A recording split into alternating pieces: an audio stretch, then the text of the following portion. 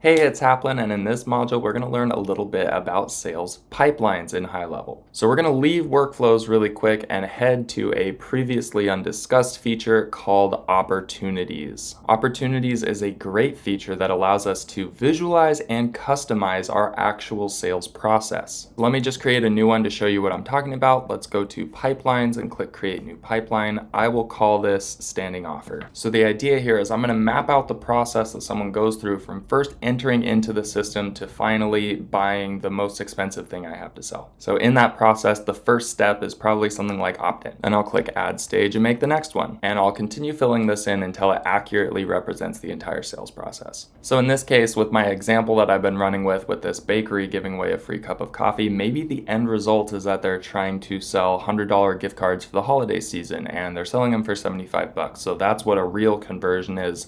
The standing offer or the lead magnet is the free cup of coffee that gets them into the shop.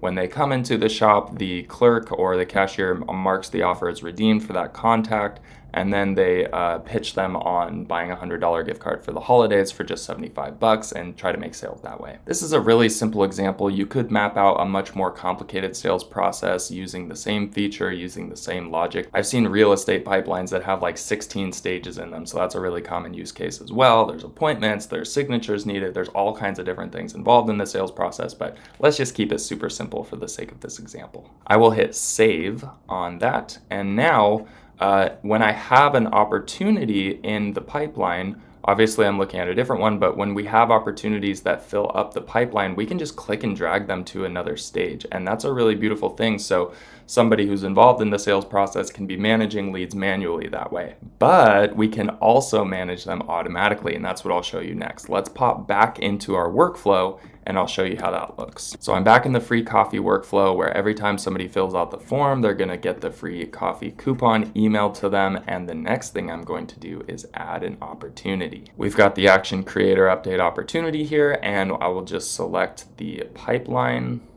standing offer and the stage opt-in. There are other fields we can dial in here that is not all that important. Let's just make sure the status is open and we'll hit save. Once that's done, all we have to do is save the workflow. Well, let's publish the workflow and then resave it again. And then I'm just gonna go fill the form out really quick to make sure everything's working. So I'm gonna jump back over to my Linktree page, and here I am previewing it. I'm just gonna fill this out really quick to make sure that it worked. All right, so there I go. I just filled it out. I see my thank you message that I set up for my form. And now let's go see what actually happened workflow-wise.